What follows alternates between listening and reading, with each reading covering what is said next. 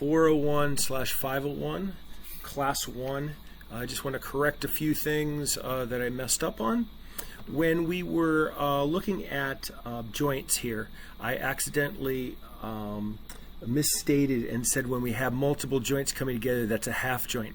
It's actually the exact opposite right here. So this thing is going to have degrees of freedom that's one less than the number of links that are joining it together. So since there are 3 links joining it together, this joint now has 2 degrees of freedom. Okay?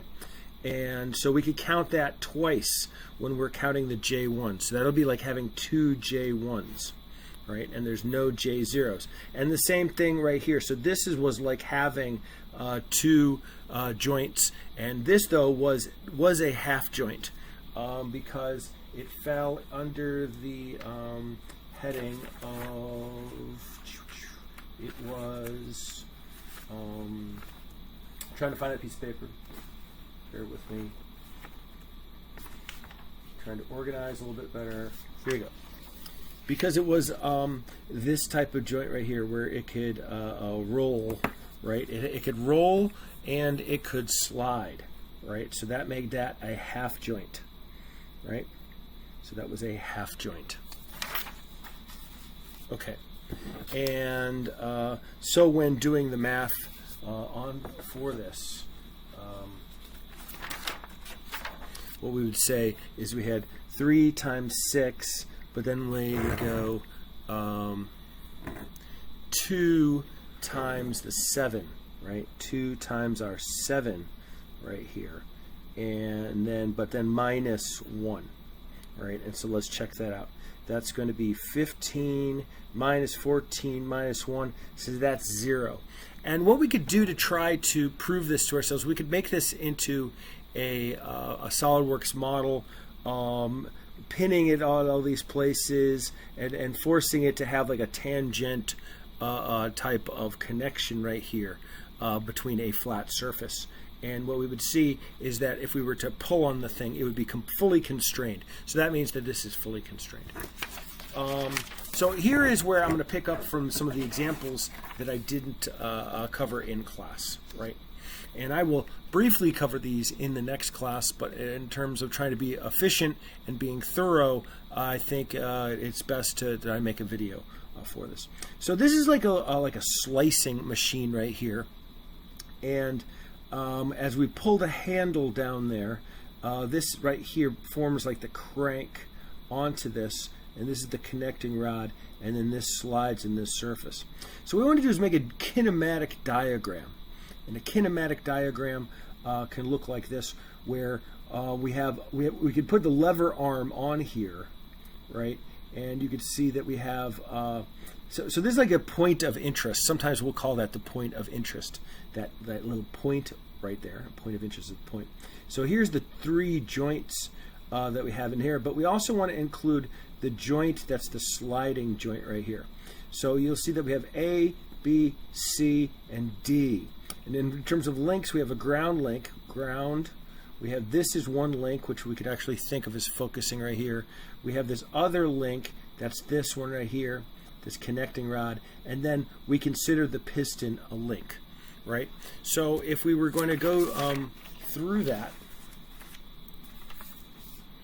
we would say that this has L equals 4, J1 equals 4, and J2 equals 0, right? Because there's A, B, C, D for that 4. And so we say that M was going to be 3 times 4 minus 1 minus 2 times 4 minus 0, and we get 1 degree of freedom. So that's its mobility. In a similar manner, this is a 4-bar mechanism, as I had pointed out before. So between here and here is actually ground. That's actually the ground link right here. They're labeling this one as 2. I probably would have labeled this as 2.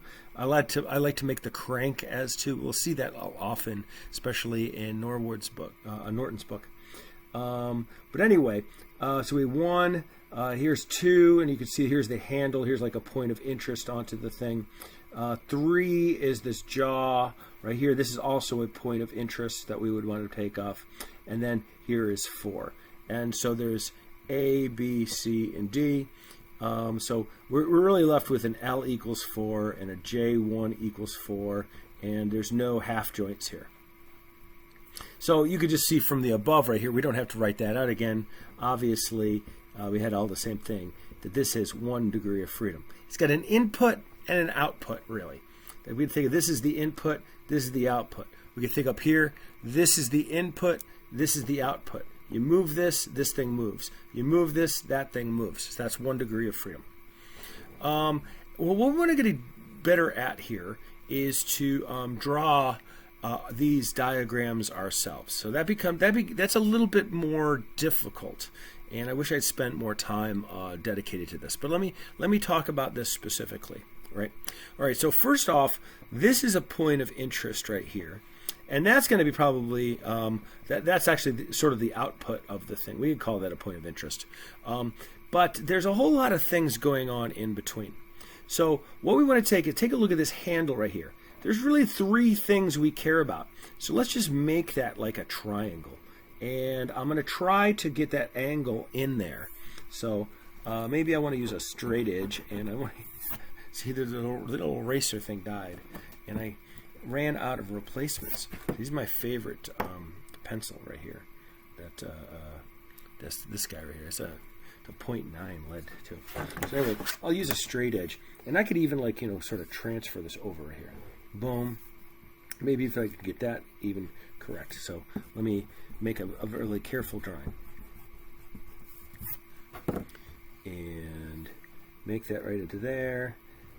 And yeah. So there you go. There is a link to the thing. And there's going to be a ground right there. So let's put a ground right in here. Sometimes we want to plan these out a little bit better. And then taking a look at right up here, right, we kind of see that, well, I'm going to follow this one along. Let me follow this one along. Maybe something like that right there, right? So there is a link. So there's a linkage right here, and he moves upwards.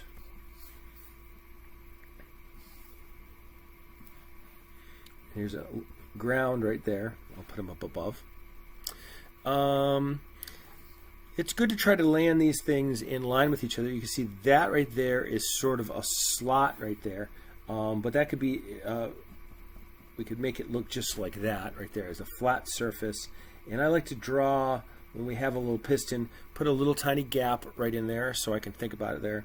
And then right in here, you can see that's where this rod is going to be, right there. So there's the kinematic diagram, if you will.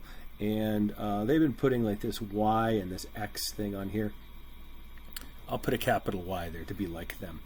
So I'm going to call this the ground as 1, this input handle as 2, this connector as 3, this connection here as 4, this connection at 5, the piston is 6. Okay, and then for the joints right here, I'm going to call this A. What did I decide B was? Oh, this is B. C is going to be this guy. There's 2 connections here, so that's going to be E and F, right? So I made them as 2. And then this one is D. That's actually going to the right there. And this one is, okay, so I went A, B, C, D, E, F, and then this one was G. I skipped some letters. So, and by the way, notice that there is a 4 bar right here. A, B, here to there. That's a 4 bar mechanism right there. It's kind of hard, it's kind of hidden right there. If we lightly draw the thing in, you can see it's a crossed 4 bar.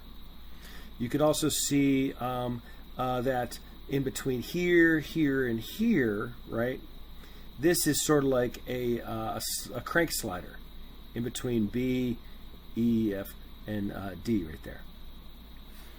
So the mobility of this, well, I didn't count them up. the number of links is 6, right? Because I counted 6. The number of full joints is 7, because that's 1, 2, 3, 4, 5, 6, 7.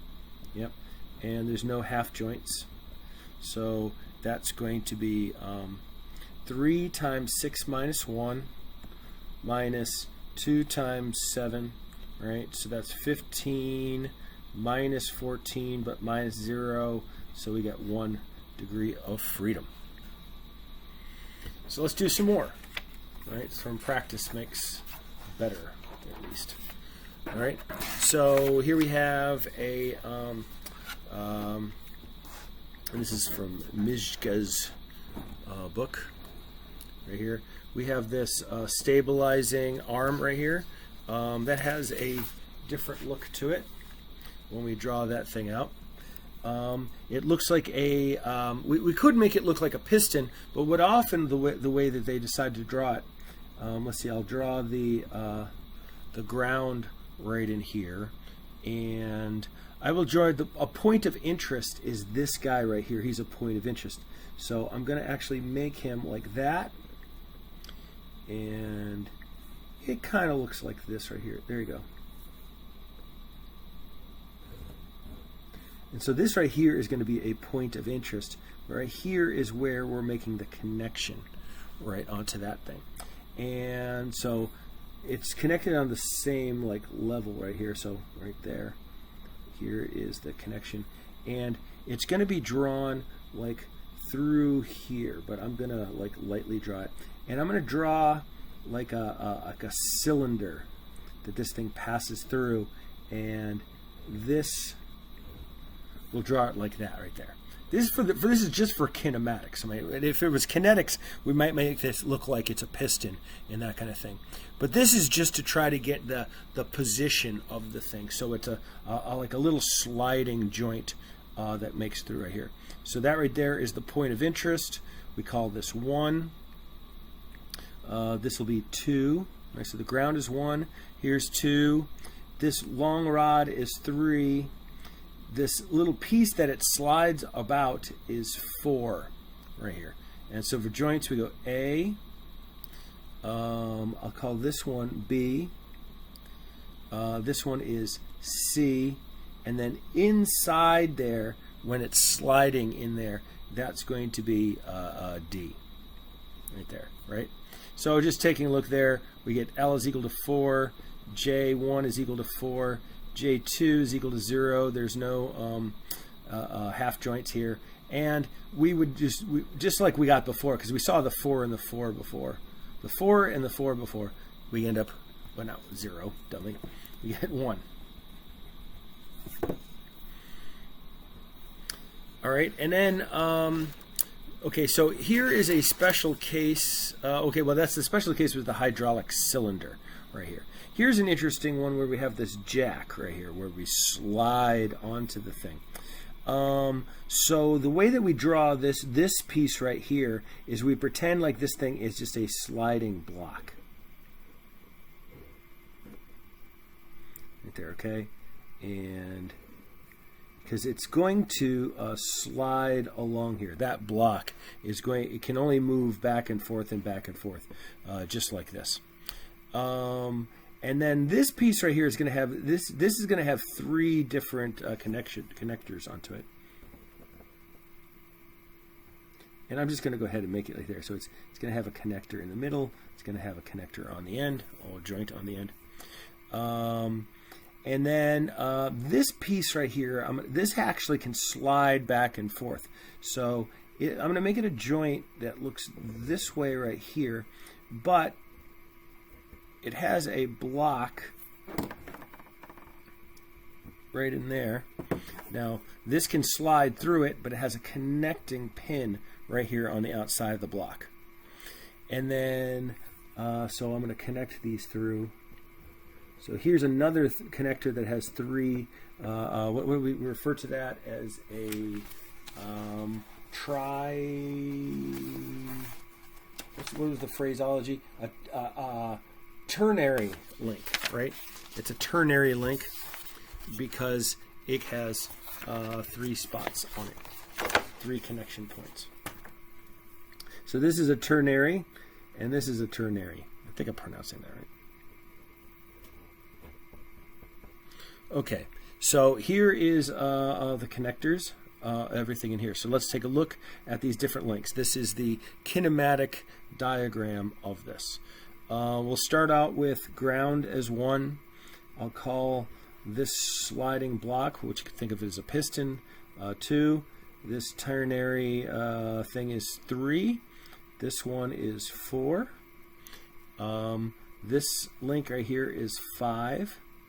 And this block is 6. I'll take A is going to be the sliding part inside here. B is going to be this pin. C is this pin, but there's only 2 links connecting here. That almost looks like there's multiple links, but this is a full link and that's a full link. So there's only 2 links that are connecting at that pin. So that was C. This is D. This is E. And then I said this pin is F, and this last is going to be G. So we have L is equal to 6, right? We counted them because that was the 6th one. J1 is going to be equal to, let's see, where do we start with? 1, 2, 3, 4, 5, 6, 7. And J2 was equal to 0. I think we already did one with this kind of configuration, but we could do it again.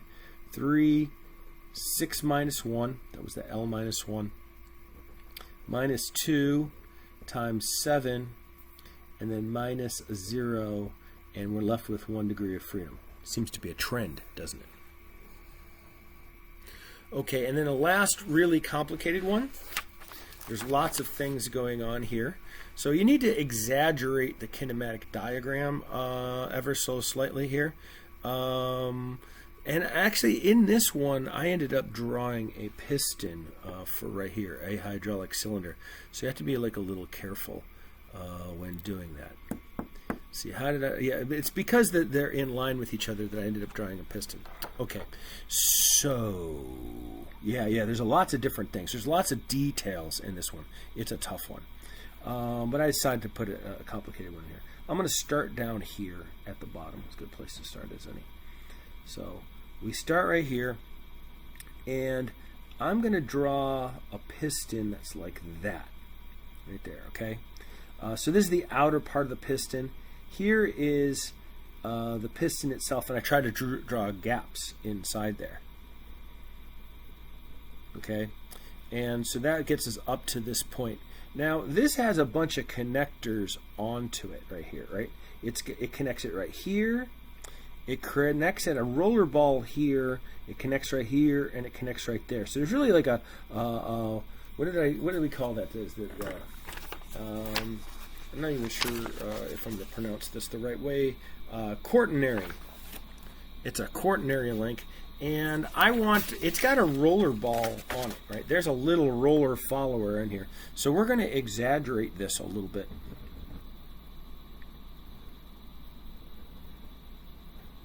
Right, so I didn't do a good job of drawing a straight line because it's right onto this table, and this table doesn't have a very good surface.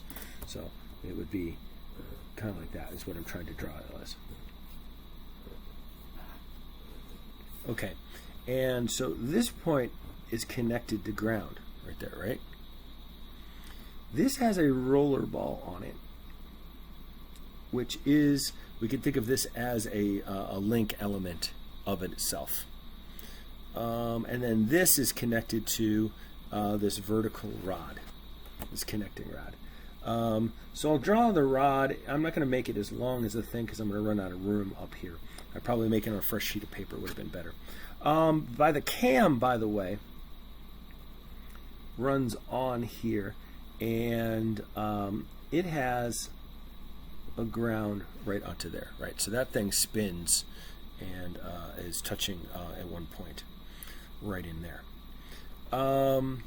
And okay, let's see. This piece right here, once again, it's got a point of contact here, point of contact here. This is a weird one right here. This has to allow for sliding back and forth. right? Because if you think about it, if it was just simply like back and forth here, it would bend that rod. So it has to there has to be sort of a sliding action that's going on inside there. This is some of the thought process. So I'm going to make, and I'm copying this obviously from some other book right here.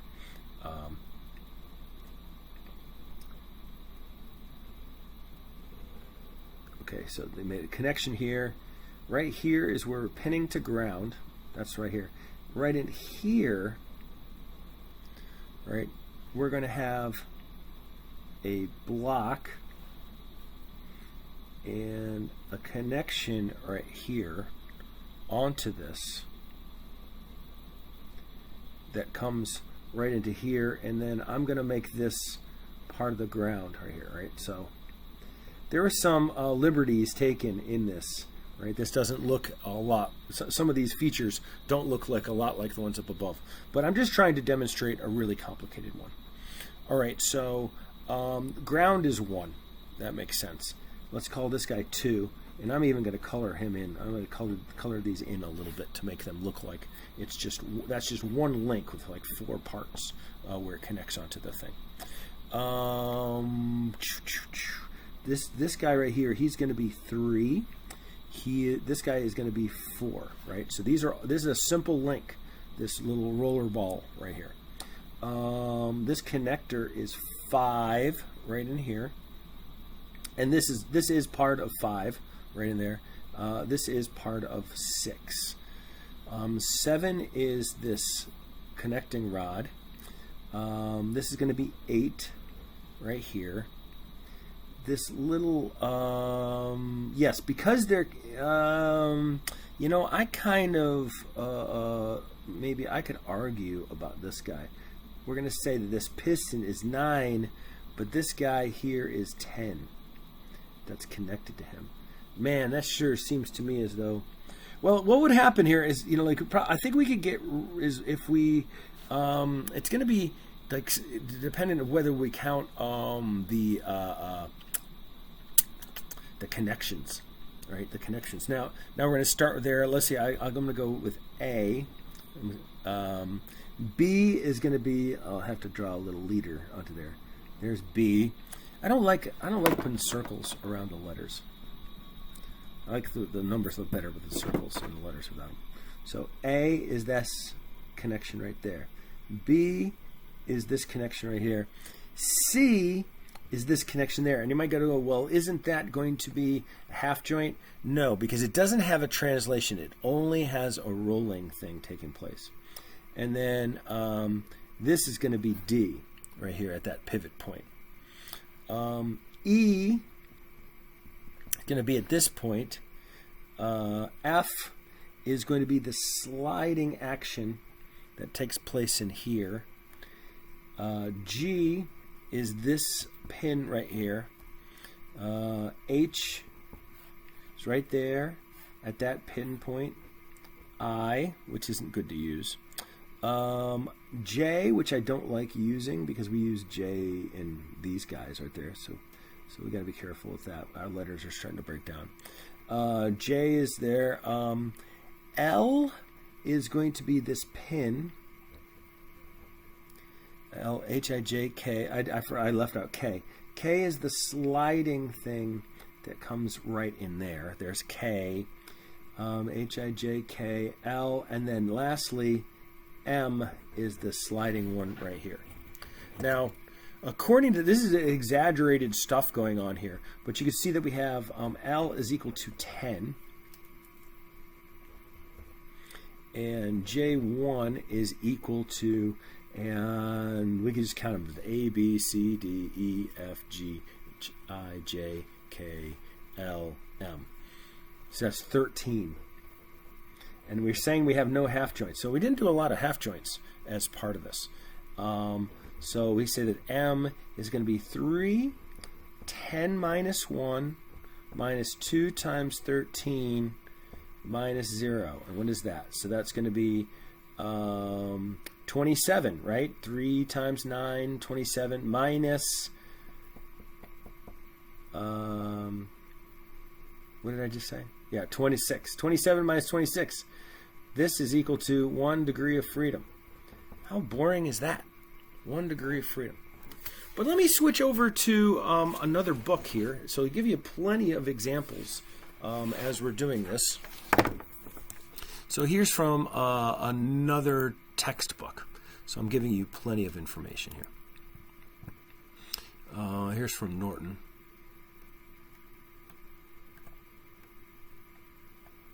These are the things. Okay, so here are some real-world kinematic diagrams. Something I didn't bring up. So real-world kinematic mechanism kinematic diagrams. You could see that where we can finding the 4-bar. It depends on whether you're going to consider the ankle part of this. Remember that the ankle and the knee. I guess to me that's a little bit strained here, because most of the time we're not talking about that there's an actuator in between, and the knee is an actuator, and so is the ankle. So this is sort of a stretch, but this is a really well-known guy that made this, so I guess I'll have to defer to him. This little hitch kind of this is a Watt 6 bar.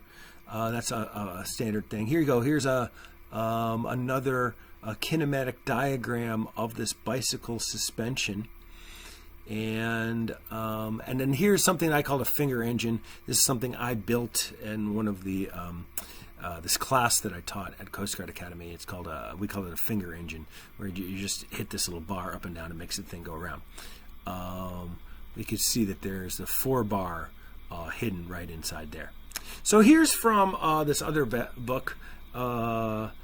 I think his name is Stanek.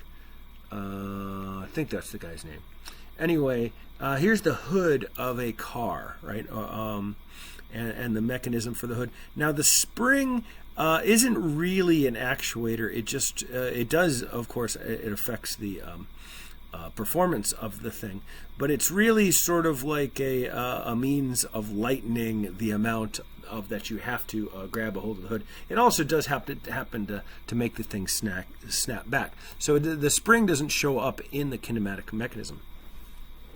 But the really important thing is to focus in on how we look at a diagram, right? How we look at this piece, right? We could see that there's this 3-point connection piece right there, right? So we could see. So you could see where you got 2 from. You could see that this the hood was this like it's its own thing, right? So it's not the same thing as the ground, but it is just one big link right here, right? Where it's got 2 joints right there and right there. So there you go. And this guy is a link between there, right there, right? So you can see, so that's, and it's connected right here, but this little piece right here extends down, right? So it's got 3 parts to it. So it has the ground link right here, but it also has a link down to here, and then there's this short link right in there. So you can kind of see how this this thing plays out. That it's not just a simple 4-bar, but you might say that it was a 6-bar, really, right? Sure. And that it also pulls this thing to ground, right? Because you can see that it has a spring that's pulling the thing to ground. But the spring is not a rigid part of the joint. It just exerts a force onto that end piece. Here is another one that's pretty interesting right here. Let me make this thing bigger right here. I'll discard that. I don't like how small that is. You can't read that. I can't read that. We can't read that, right? Let me make that a little bit here. All right, so here we go. It's this tractor right here. And once again, we have to break this thing down into a whole lot of little joint actions right there, right? Of the different connection points of this main thing here, right? So you could see what link 4 does, right? It links all of those things up to each other right in there. And Is this now? Here's my question right there. I think it actually even links down to there. I think that's actually part of one thing. Yeah, it is. So I didn't see that when I was putting the thing together, right? So this is definitely a complicated piece. This one link has all of those different connection points. And you can also see this connection between here and here is, so this is one linkage piece right there. That's number 2, but you can also see that the cylinder is on the piece. That's like 3 right there. And the same thing for this right here. This piston and the rod together, there are 5, and this piston together with there is 6. We have a little one, 7, that's coming up there. It's really hard to see within here, right? It's really hard to make that out, that's a piece. I bet it live in person you could you could see that was an independent piece. You could also see that 8 looks like it's connected right in there, right into there. And by the way, you could always it's always interesting to look for the hidden 4 bars that are inside here. Like that right there is a 4 bar, right? And as they're describing right here, they still have they're calling them P2s instead of these J2s, but you could see that they're counting up the links, and they counted up the links as being 9. Well, they numbered them. They didn't call out those joints, so you want to take out here you go, the pin connecting joints 6, 7, and 8 right there. Okay, so this guy right here, he counts as 2 joints, just like we had mentioned before when you had multiple links coming together.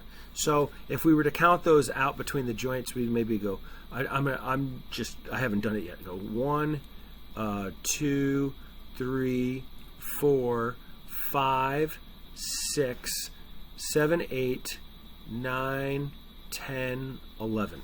Sure enough, we get 11 joints. Specifying these 2 joint variables defines the configuration and more important, the elevation and orientation of the shovel. Link 9. Here is an exercise machine. Is this the last one? Oh no, okay. I have another one that I put in here. This one's a little bit more confusing, so I'm going to leave that one out. But an exercise machine here, this elliptical machine, and I used to use those a lot at the YMCA, but we don't go to the YMCA anymore. Thanks a lot, COVID. But this definitely has a bunch of, you have to look inside this cover thing to be able to see that it has this crank right here, right? So this crank is right here, and this is the input. A lot of times the crank will be the input. Actually, your feet are the input, aren't they? Never. I'll take that back. You can see that we have this bar that's connected down into here. And this thing rolls and it slides right here, back and forth, right? So but they decided that's not a P2. I'm really kind of surprised. I would have thought that was considered a P2. I guess because it only rolls, that's fine. And they're drawing it up closely right here. They're saying that these 2 things always remain perpendicular to each other. That's what that little symbol means, I believe, in this textbook. That they're always perpendicular to each other, so there's no pivot going on there of a ball of 4 right there, right? That doesn't roll. Yes, okay. So we're counting each of these, and we end up with 6 right there. So this is ground is 1, crank is 2, this rod that's connecting all of this together is 3, the roller ball itself is 4, there's a link that connects this point here to here is 5, and to here is 6. Okay, and then the joints, there's 1, 2. All right, so okay, that's just 3. Those are just 2, just 2 links that are joined. So that's 3. That's right in there. There's 4 right here. 5. This should be 5, considered 5. This should be 6, and that should be 7. So we confirmed there's 7 right there. So this is figuring out the mobility and making the kinematic diagram. I will cover some more of this in the beginning of next class, but hopefully you could go back over this video when you're doing your homework and trying to make a decision about the whether something is which kind of joint, and counting up the links, and this will help. Unfortunately, there's not enough half joints in the examples, and the really important thing is that there's got to be 2 actions going on for it to be a half joint. I'm going to see what's the rest of my slides. Yeah, those are just what I had in mind. Okay, so thank you for your time, and let's see how long our video went.